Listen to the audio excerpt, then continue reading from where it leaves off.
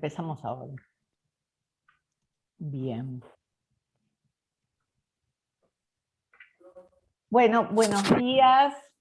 Es un gusto nuevamente estar aquí en el segundo día de las jornadas de carteles y grupos de investigación. Y abrimos la mañana con un cartel muy interesante que vamos a escuchar. El cartel como título Escrituras del Padre. Y está integrado por Mónica Milán, María Eugenia Rodríguez, Mabel Brícola y María Marta de Palma. Vamos a escuchar sus trabajos y cuando culminan les pido que se anoten en el chat para ir organizando los comentarios o las preguntas que tengan. ¿Sí? Bueno, les doy la palabra. Muy bien, muchas gracias. Celebro y agradezco un lugar, un hecho de coordenadas, espacio-tiempo, que la escuela, a través de las comisiones pertinentes, nos brinda a aquellos que creemos en el inconsciente, y en que lo único posible para una morada de convivencia es el lazo social. Nos reunimos en un cartel que llamamos Escrituras del Padre. Cuando la lectura y la reflexión se vuelven escrituras, se escribe un final que no es tragedia, sino la experiencia de una búsqueda que en consonancia con la clínica prologan un duelo y la oportunidad de pasar a otra cosa con otros. Nuestro recorrido se escribe en nombre propio, con ese uno que no cesa de no escribirse. Entonces me preguntaba, ¿de qué paradigmas se sostiene hoy la subjetividad? ¿Cuál es la creencia que afecta la verdad del sujeto? ¿Cuál es el valor que ordena cuando todo vale? Cuando el padre como función está devaluado, ¿se sustituye o continúa existiendo e insiste como disvalor? Tal vez no se trate de la función paterna dicha devaluación, sino del género masculino. Pero la subjetividad de la época se holofrasea y homologa el padre con la función paterna. Entonces la biología introduce el saber acerca de lo necesario para que haya fecundación y parecería que la ciencia inscribe un imposible, la paternidad biológica. Claro que fracasa cuando se intenta articular al registro simbólico. No hay en general sujetos que se digan hijos de un espermatozoide. El padre real es agente de la castración en tanto instaura un velo, dice Lacan, un decir a medias en lo que concierne al goce de una mujer. Hoy diremos al goce de un partener, que no tienen género, pero la posición sexuada y la relación al goce debemos también separarla de la holofrase hombre, mujer, pareja, heterosexual, que hoy nos propone tantos comentarios a los psicoanalistas en relación al patriarcado, etc. A la hora de la gestación, no es contingente que hayan dos, lo concerniente a un hombre y a una mujer.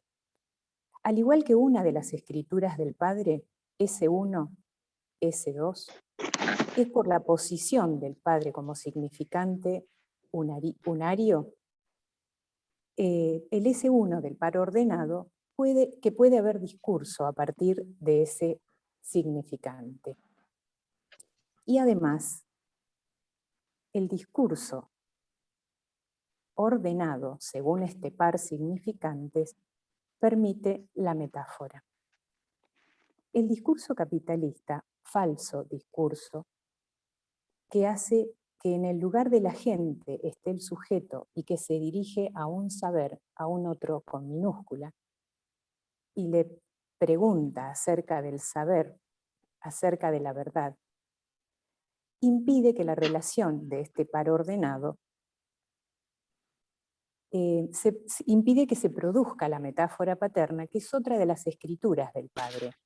Entonces desorienta la construcción del fantasma, que queda por debajo de la barra del discurso amo, y que justamente forman el matema del fantasma, un sujeto que se dirige al objeto A como causa de su deseo. Entonces desorienta también la capacidad de metaforizar la existencia, prescinde de los mitos, que no son concepciones del mundo ni teorías del origen, sino que son modos discursivos para retener la experiencia que hemos hecho cuando no teníamos lenguaje.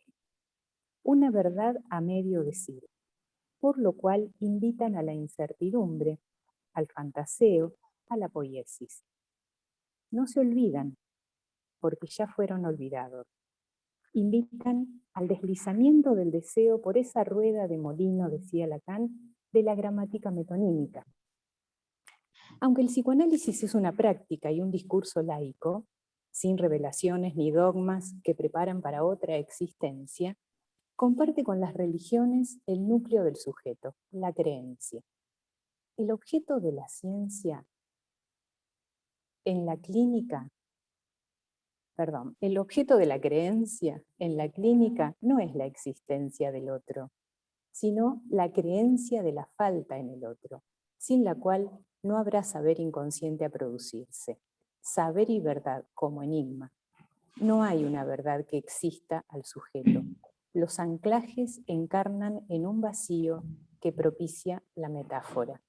Cuando la ciencia toma el lugar del significante amo como agente y se dirige al S2, a un saber y a la verdad, obtura el lugar de la falta y extirpa el órgano del goce fálico, es decir, el goce de la palabra, haciendo la diferencia sexual el destino de la anatomía y de la creencia la aspiración a poder decirlo todo. Al todo vale sin tiempo, sin lugar y sin linaje, solo un acting de fe, cuando no, un pasaje al acto. Bueno, ahora le voy a dar lugar a una de mis colegas y amigas, Mónica Milán, cuyo trabajo se titula Tercer tiempo, lado ciego del Padre Real. Bueno, buenos días. Agradezco a la comisión directiva, a la comisión del cártel, de carteles y grupos de investigación, a la coordinación de la mesa, a mis compañeras de cártel por este recorrido.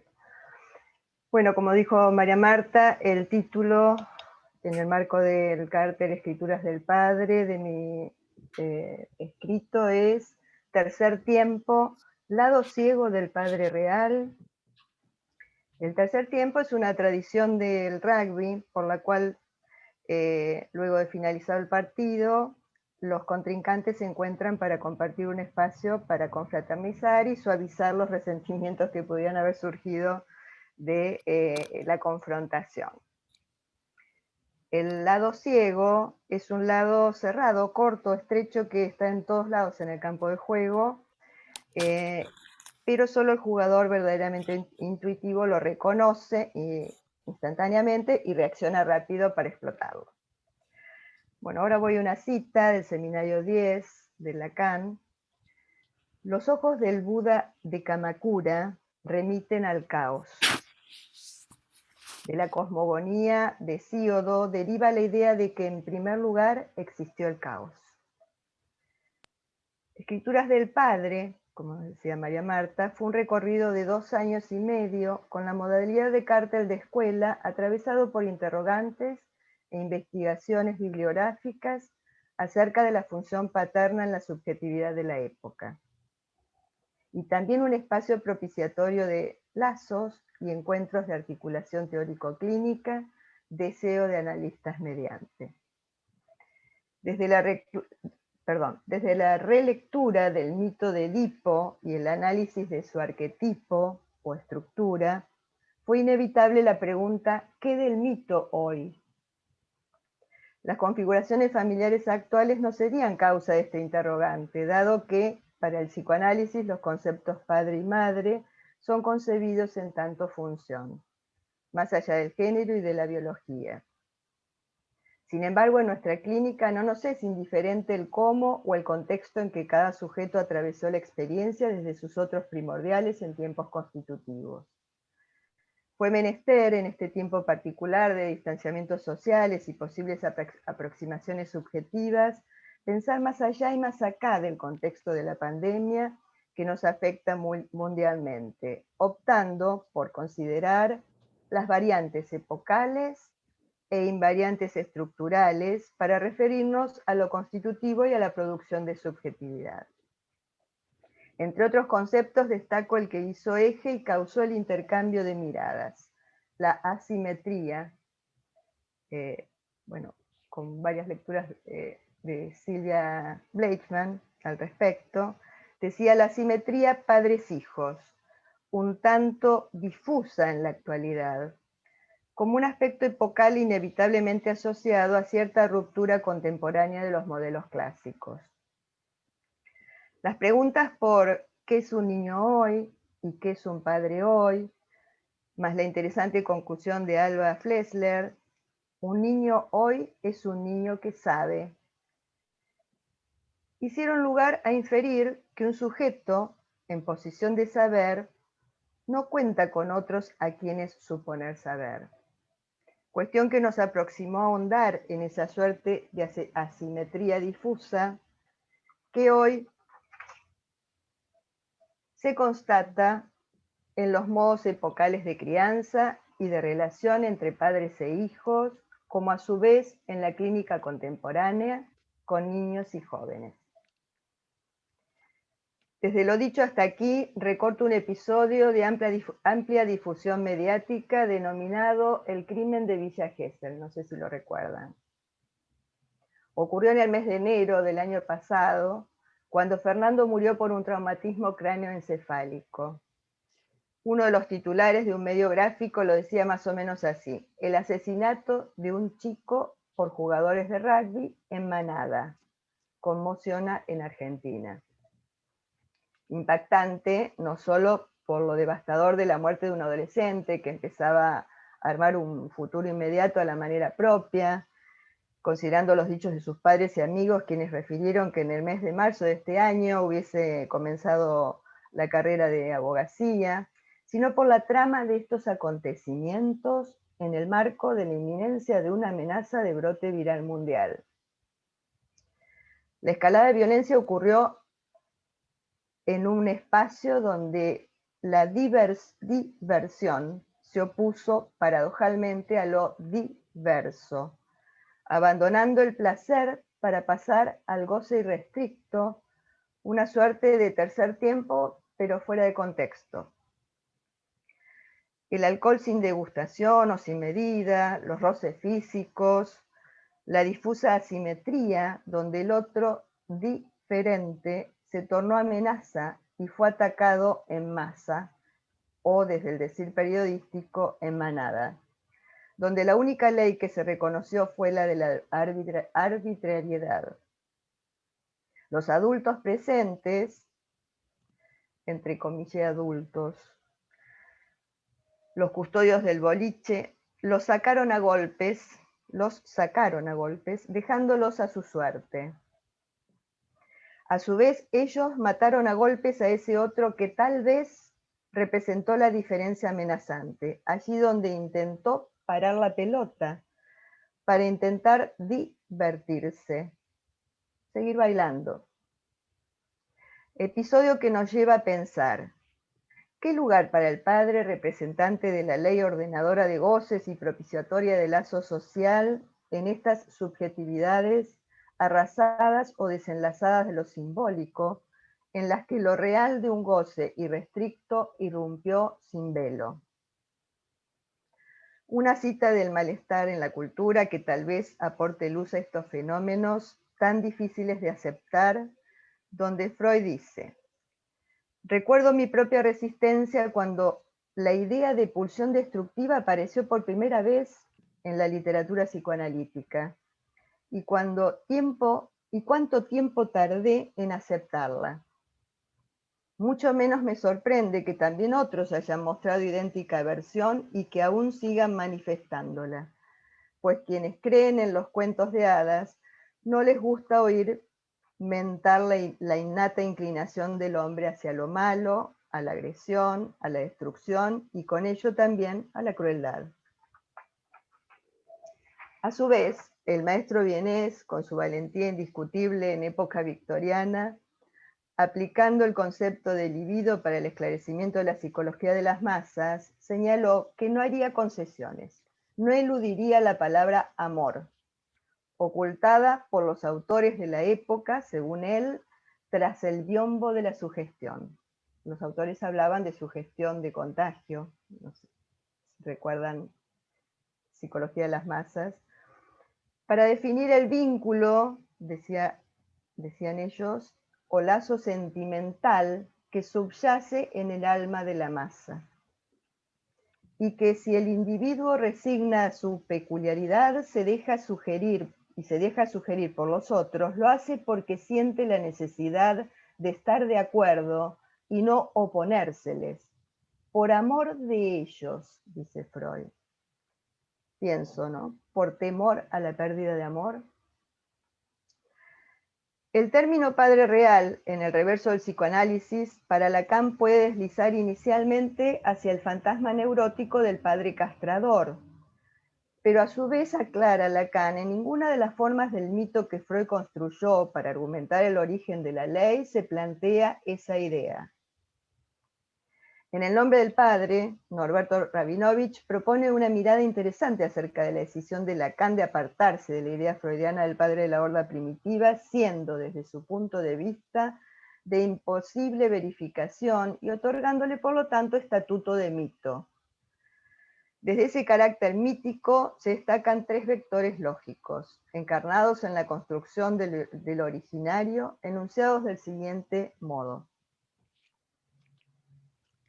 El urbater cierne en un real de la estructura. El urbater cierne un real de la estructura. Segundo vector, dicho referente real describe en el origen una ensambladura entre la ley y el goce. Finalmente, el mito responde a la exigencia de formular en el punto de partida la función lógica del uno de la excepción. Vectores que Lacan trasladó a su propio esquema teórico del padre real como operador estructural, fundamento de la función del padre. Acá es menester aclarar que no estamos hablando del padre de la realidad en sentido empírico, sino de un imposible lógico, inaccesible a la percepción y a la conciencia del sujeto. El seminario de las relaciones de objeto En el seminario de las relaciones de objeto ya era definido como agente. ¿Agente de qué? Agente de la castración simbólica. Más adelante, en las fórmulas de la sexuación, este padre real es retomado por Lacan para designar la categoría lógica de lo necesario, expresada en la misma escritura que utilizó para definir el significante fálico.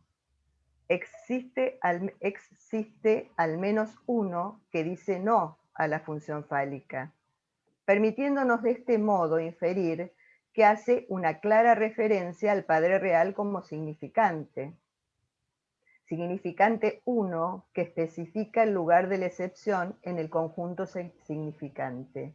El significante originariamente reprimido, el Urbendrang, o Dios de la castración, causándonos a la creencia, es decir, a creer en el inconsciente. Volviendo a lo invariante constitutivo o estructural, no es sin un padre real que la ley se introduce en la cultura más allá de lo epocal. Hasta aquí.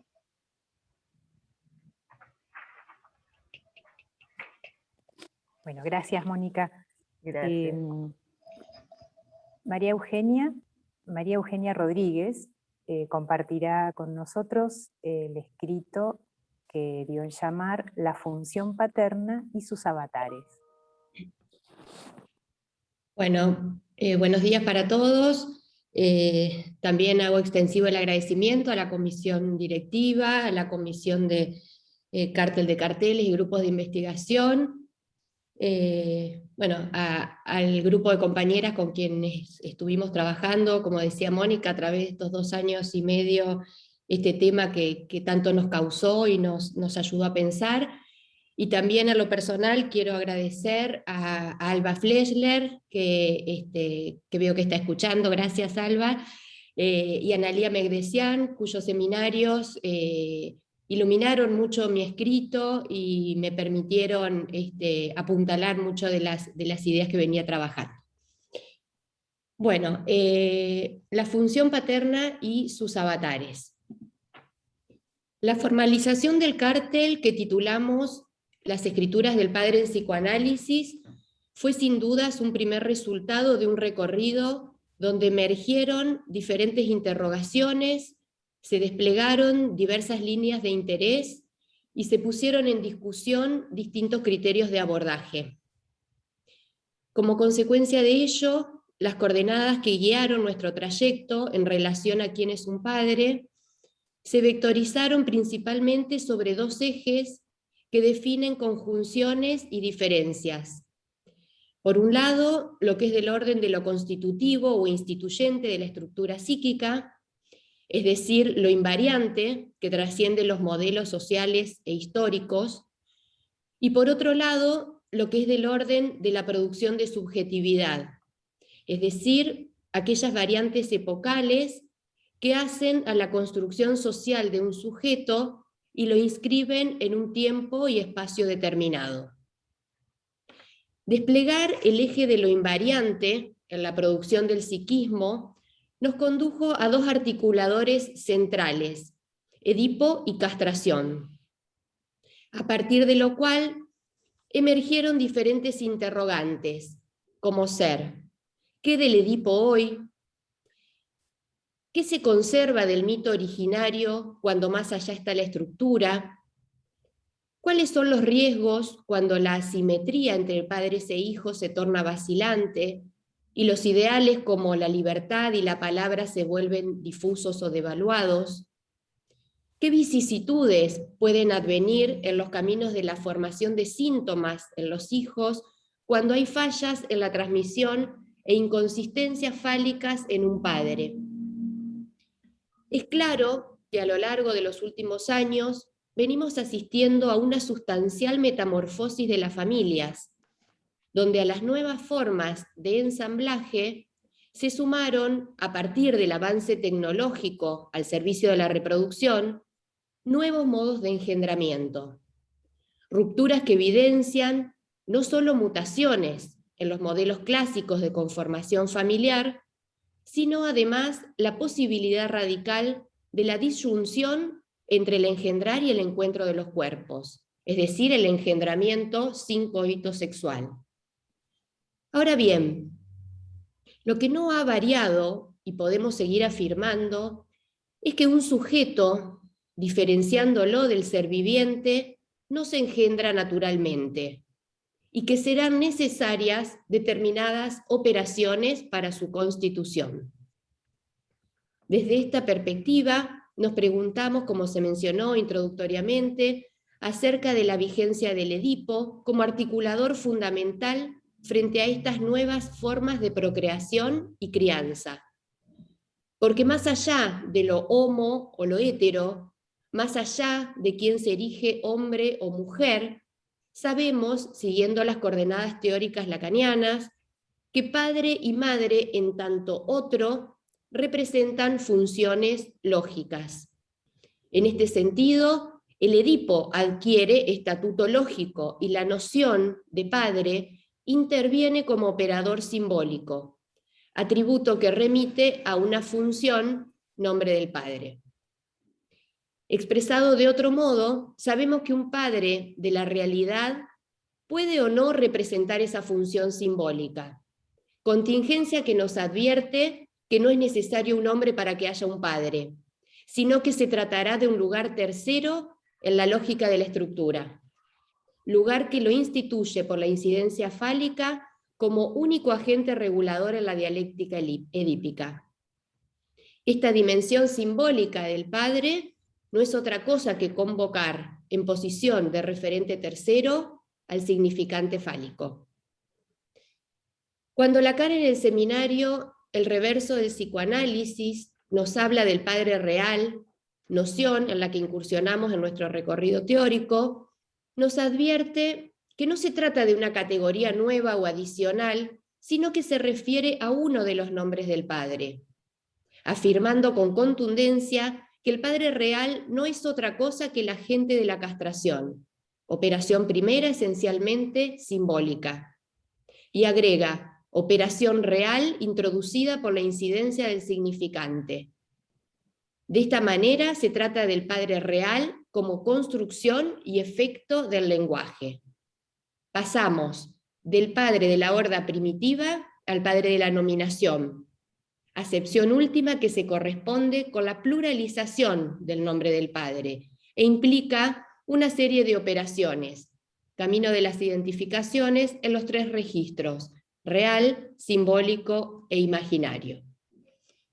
Un pequeño recorte clínico. P es un paciente que consulta por su depresión. Es médico, ha sido bastante exitoso en relación a su desarrollo profesional. A sus 50 y tantos años, momento en el que consulta, lo han desvinculado de uno de sus trabajos donde ocupaba una posición gerencial.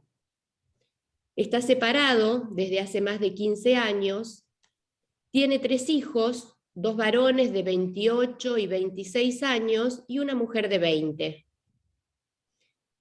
Accede a poco tiempo de comenzar su análisis a realizar una consulta con una psiquiatra que le sugiero y comienza a tomar medicación de manera prescriptiva.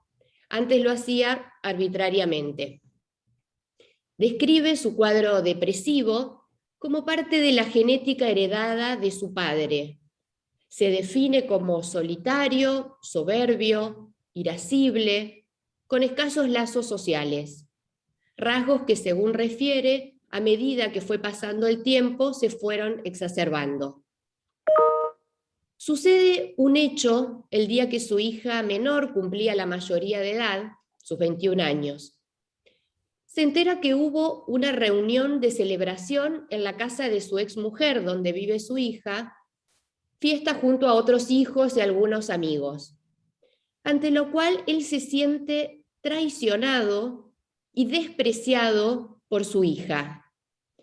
Se enoja mucho con ella, tienen una discusión en la que interviene el mayor de sus hijos, y a partir de allí, estos 3 hijos deciden mancomunadamente, en una especie de alianza fraterna, tomar distancia de su padre.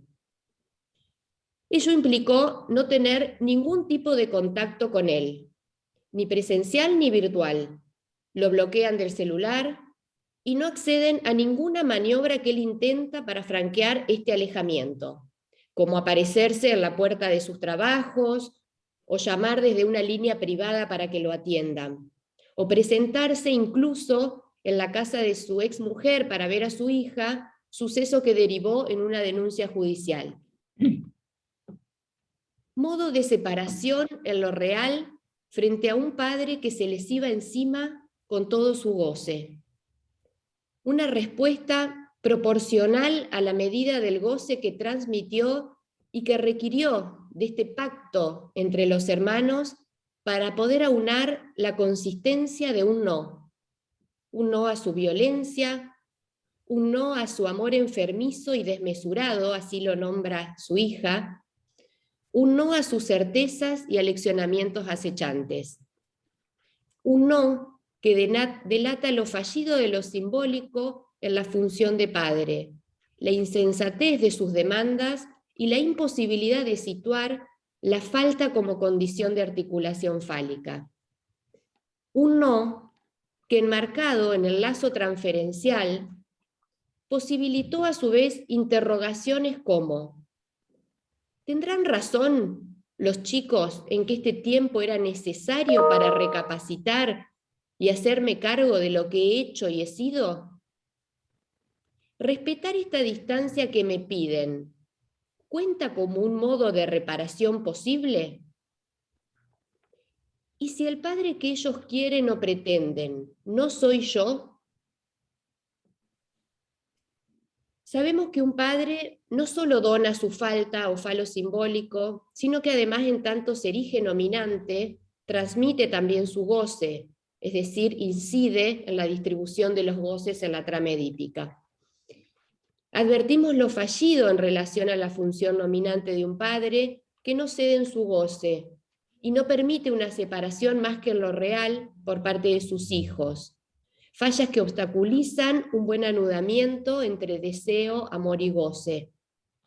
Avatares de la función paterna que denotan sus arbitrariedades, fundamentalmente en relación a las prescripciones y proscripciones de goce expresadas en su autoritarismo y su violencia. Por otra parte, también nos resultó oportuno repensar el concepto de asimetría, no solo desde lo invariante edípico en relación al hecho de que en toda cultura existe algún modo de legalidad que impide la apropiación del cuerpo de un niño por parte del adulto como objeto de goce, sino además en lo que hace referencia a la disparidad de saber y poder. Es respecto a estas contingencias que situamos lo epocal y nos interrogamos acerca de sus vacilaciones.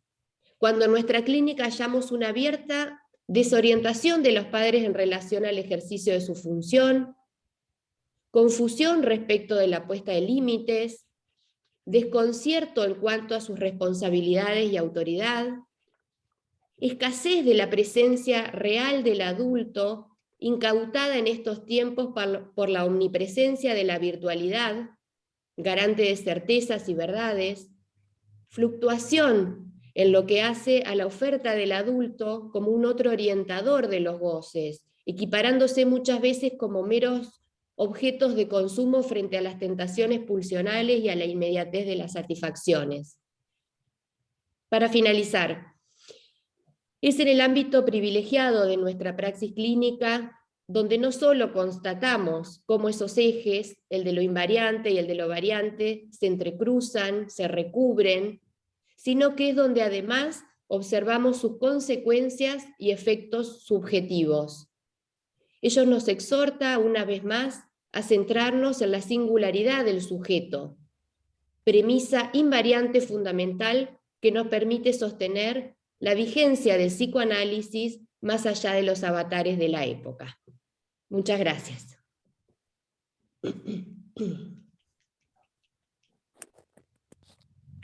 Muchas gracias, Eugenia.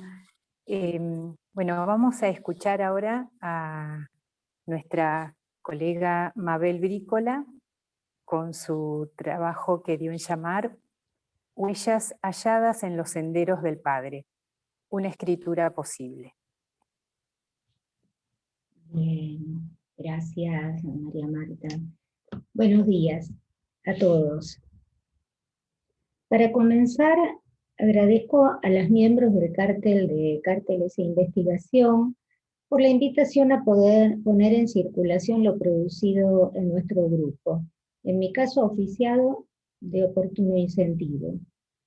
Vaya también mi gratitud a mis compañeras de ruta, Mónica, María Eugenia y María Marta, aquí presentes, por su aporte conceptual y calidez humana, lazos tan necesarios, especialmente en el contexto que nos ha tocado atravesar.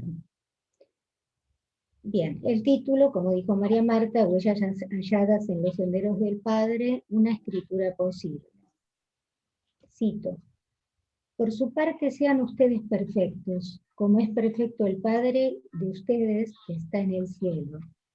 La Biblia, Mateo 5:48. Otra, así como el Padre debe ser, así como el Padre no te es lícito ser. Sigmund Freud, El yo y el ello, de 1923. ¿Cuántas referencias al Padre y sus nombres hemos transitado en nuestro espacio? Padre mítico, Padre de la estructura, Padre muerto, ese uno en función cero, significante amo, Padre de la metáfora que opera el corte al deseo materno y hace fálica la posición del hijo, Padre operante en la madre, Padre nominante, Padre de la excepción, el al menos uno que dice no a la castración, Padre que permite el acceso a la identificación sexual, etc. No olvidar al superyo como heredero del complejo de Edipo, instancia que no siendo el padre no se inscribe sin la función paterna. Algunas preguntas iniciales. ¿Qué trazas del padre podemos descifrar, leer, soportar los analistas con nuestro ser, de la subjetividad de los analizantes, para que las mismas cobren eficacia en la dirección deseante de cada quien? ¿Cómo ubicar los tiempos subjetivos de quien consulta, de modo de orientar nuestras intervenciones en dirección al deseo, que como sabemos se asoma camuflado bajo diversas formas? Inhibiciones, síntomas, angustia, errancia subjetiva, etc., especialmente en los inicios de un análisis. Si el padre real es el agente de la castración, ¿cuál es el sutil artilugio que pone en juego la eficacia del corte al goce mortífero, ya desde el padre en su función, ya desde el hijo en la apropiación de identificaciones e ideales que le pertenezcan, vía la ley y el deseo? En busca de algunas huellas del padre en su función, me referiré al personaje central de nombre Abishai, de la serie israelí de título Our Boys, Nuestros Muchachos. En esta se escenifican ficcionalmente los hechos acaecidos en el año 2014 en el contexto del conflicto social palestino-israelí. Sin ignorar el mismo, me centraré en el personaje mencionado, Abishai. El rabino Shalom es el abuelo y padre de una familia judía marcadamente ortodoxa. Yosef es el menor de sus 11 hijos, mal visto e injuriosamente nombrado por incumplir las normas religiosas paternas. Es el tío de Abishai, e influye fuertemente sobre este y otro sobrino, ambos de 16 años, para secuestrar, asfixiar y quemar a un joven palestino de la misma edad que estos en un conflictivo contexto y como respuesta al secuestro y muerte de 3 jóvenes israelíes realizado por adolescentes palestinos militantes en Franja de Gaza, días atrás. Abishai creció hasta sus 16 años con una vida acorde a su edad y entorno religioso. Uno de sus gustos era tocar la guitarra.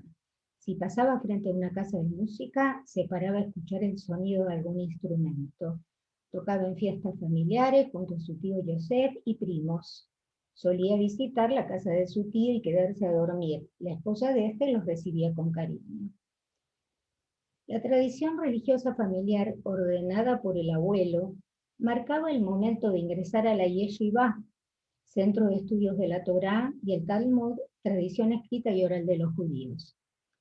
Abishai no estaba interesado en ingresar, no quería ni le atraía, pero esta exigencia se le imponía como destino difícilmente cuestionable, proveniente de la voz y mirada de su abuelo, también director de otra yeshivá, quien interpretaba la vida desde la palabra de Dios escrita en la Torá. Su mayor anhelo era que los hijos y nietos tuvieran como principal ideal este destino. Para los padres del joven representaba la esperanza de superación respecto de ellos y una referencia identificatoria con algunos primos considerados exitosos por haber sido admitidos en yeshivot prestigiosas, prestigio unido a los nombres de los rabinos que las conducían. Quienes no tenían interés o tomaban otros caminos, incluido su tío, no eran bien aceptados dentro del seno familiar. Esto perturbaba a Abishai. Para él era muy importante cómo era mirado y siempre que le preguntaban cómo estaba, él respondía, ¿por qué? ¿Cómo me ves? Desde aquí aparecen asomarse algunas hebras paternas. En el fantasma familiar, este abuelo, ubicado en el lugar del urbater inamovible, se presenta impidiendo la necesaria operación desalienante para que el decir comience a ser propio. Al ingresar a la yeshivá, Abishai empezó a tartamudear y entra en un extravío subjetivo. Su voz vacila al leer y al hablar en primera persona. En respuesta a una pregunta que lo implique, profiere intervalos yo, sin poder enunciarse. Por este motivo lo envían a realizar una consulta por problemas mentales con la psiquiatra familiar. Esta le prescribe psicofármacos y empieza psicoterapia con ella. Le pide que escriba si no puede hablar. Su escritura es graficada en términos porcentuales de ansiedad, depresión, etc., en sentido diagnóstico y explicada al paciente. En este tiempo Abishai toma un tiempo, valga la redundancia, para pensar si continuará o no en la escuela. Es en este momento, que entiendo de debilitamiento nodal, en que Abishai participa en los hechos relatados. Tomarse un tiempo y en un espacio parecía un movimiento subjetivo en dirección a advertirse de su marca deseante. Vacío necesario para que decaiga el engañoso lugar del sujeto en función de objeto tapón, para recubrir imaginariamente la falta en ser del otro, con mayúsculas, ideal religioso de perfección, y que pudiera surgir el objeto como causa, y así debilitar el mito fantasmático del Padre Omnipotente que lo obliga a la obediencia ciega y muda o lo confina al castigo de ser el enfermo mental. Encuentro aquí otra traza paterna, en tanto super yo, resto vivo del padre acusador, por no haber el hijo estado a la altura de su ideal. Podemos considerar como restos pulsionales superyoicos a la voz que no puede pasar al significante, por tanto imposible de simbolizar y hacer cadena, como también a la mirada que al no aceptar mácula en la descendencia cobra presencia persecutoria. En Abishai, el ¿cómo me ves? Y el ¿qué hago? Son preguntas difíciles de responder desde el sujeto, pues si el imperativo superyoico es implacable, exigirá el ideal sin alternativas, a la vez que encierra un mandato paradojal que se juega en el yo, el de ser el padre, por tanto perfecto, y el de no alcanzar su perfección, en consecuencia carga con la dura crítica. Desafortunadamente, el vacío inicial fue ocupado con la sustitución de un amo por otro, esta vez alienado a la gran pasión de su tío por tomar represalia, ojo por ojo, quien eligió una víctima al azar y que derivó en los hechos mencionados al inicio. Abishai estuvo presente y a la vez ausente de sí. Esta errancia subjetiva alcanzó para acompañar a los hechos y ejecutar directivas de su tío, hasta cierto límite. Cito algunos dichos del tío de Abishai. No vuelvas a la yeshiva, vas a entrar a una cárcel.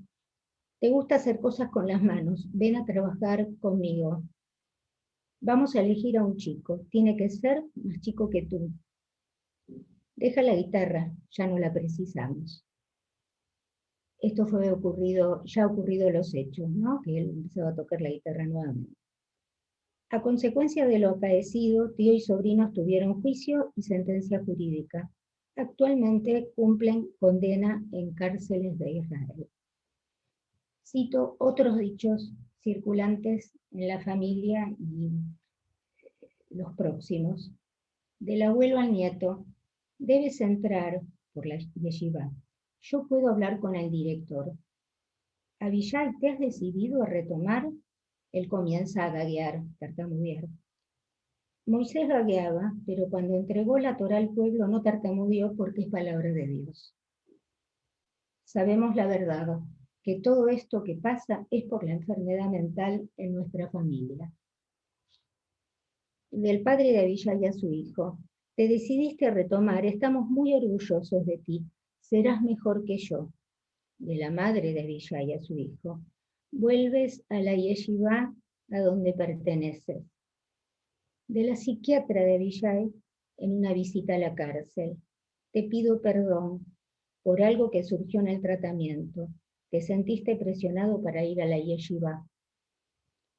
De Abishai en el tribunal: yo no soporto este sentimiento de culpa, llora. Después de un acto tan horrible, no quisiera haber nacido. Lo siento, quisiera que me quemaran a mí. Actualmente el joven cumple condena de 21 años en el sector religioso de la cárcel, con opción de ingresar a una yeshiva, si lo decide. El guardia lo recibe el primer día. Bienvenido al sector religioso. Hay horarios de oración. ¿Fuiste a una yeshiva? Sí, contesta, pero no aguanté el rigor. Para concluir, algunas preguntas. ¿Qué huellas debemos seguir que permitan hallar las inscripciones del trazo paterno necesarias invariantes operacionales estructurales que nos permitan descifrar el deseo encastillado y diferenciarlas de las notas distintivas propias de cada contexto epocal? Cuando la operación resultó insuficiente, las consecuencias suelen ser devastadoras e irreversibles para el sujeto. ¿Podremos hacer lugar a la construcción y apertura de otro camino causado por el deseo, descifrando desde el lugar de analistas las trazas paternas que el síntoma encierra? Poner a hablar el síntoma es lo deseable en nuestra apuesta como analistas, ¿no? Si la palabra escrita de Abishai no hubiera sido reducida a gráfico porcentual cuantitativo portador de un diagnóstico científico, ¿habría podido tomar otra deriva el destino de Abishai? Por caminos cuyas huellas paternas posibilitaran el hallazgo de otros significantes menos tontos que hicieran más vivible su existencia. Servirse para ir más allá, ejecutar otra su música. Bueno, hasta aquí. Bueno, muchísimas gracias, excelentes trabajos, un placer escucharlas.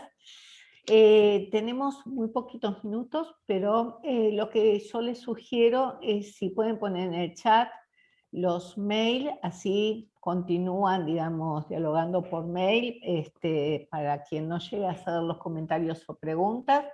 Y tengo a Adriana Baguab y Alba Fresler que piden la palabra. Vamos a ver si llegamos, porque más o menos si 28 me están diciendo que tengo que cortar.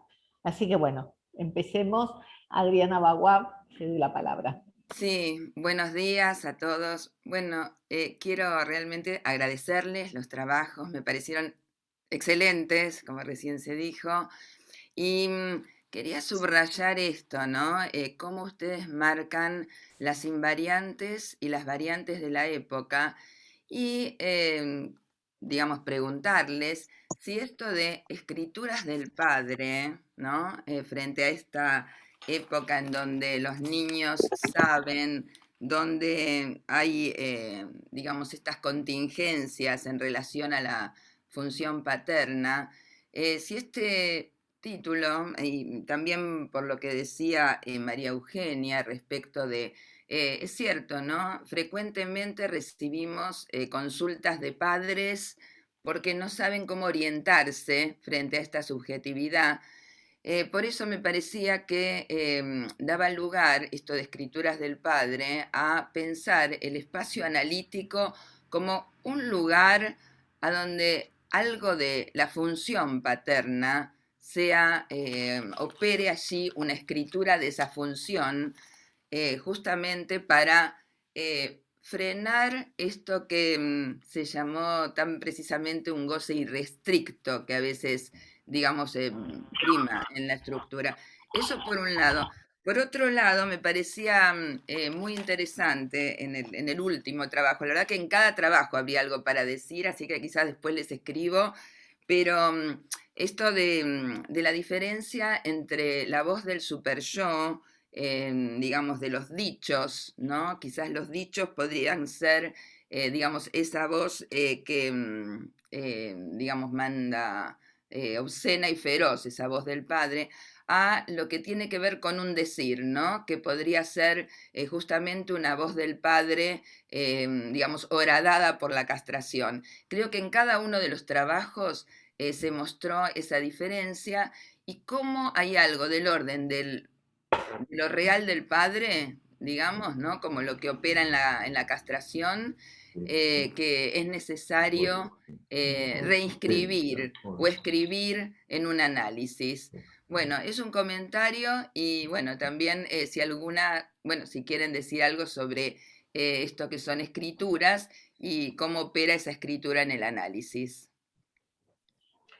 Gracias, Adriana.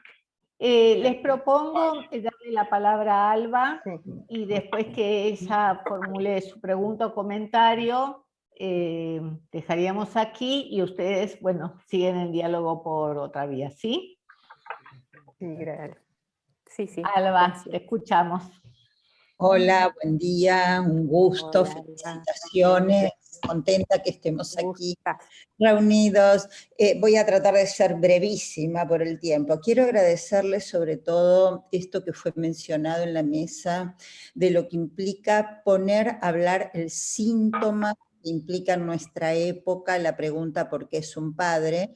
Y señalar la diferencia que para nosotros como analistas implica localizar el padre del goce en una función diferente al padre de la ley como ordenador de los goces, diferencia que está borrada y de algún modo desconocida en la lucha contra el patriarcado que lleva a prescindir de la necesaria operación del padre. Las consecuencias ustedes las leyeron muy bien. Las violencias, tanto provenientes del super yo como del ello, de las relaciones narcisistas, y también el retorno de líderes ortodoxos, palabras incuestionables provenientes de la política o de la religión, como búsqueda de un otro que venga a ordenar lo que la función falla en su ordenamiento. La pregunta brevísima que les quiero hacer, ya que escuché que acentuaban la vertiente simbólica, a pesar de hablar del Padre real, ustedes acentuaban la vertiente simbólica y ordenadora del Padre.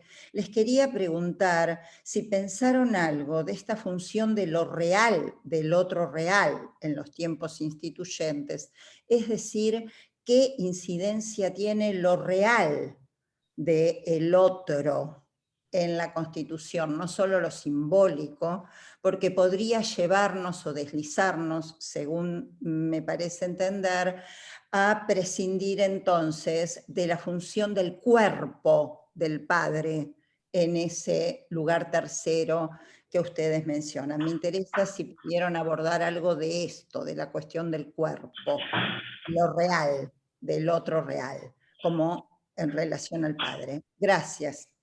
Gracias, Alba. Bueno, vamos a dejar las respuestas en suspenso, ¿sí? Oh. Así tenemos tiempo para pensar, Así, para ir al machete. continuará. Así La que falta como motor, la falta como motor, bueno. así es, la ponemos en acto porque tenemos que dar lugar a la otra mesa. Así que bueno, un gusto haberlas escuchado. Un aplauso para cada una de ustedes. Muchas gracias a todos. Muchas gracias. Muchas gracias. Gracias.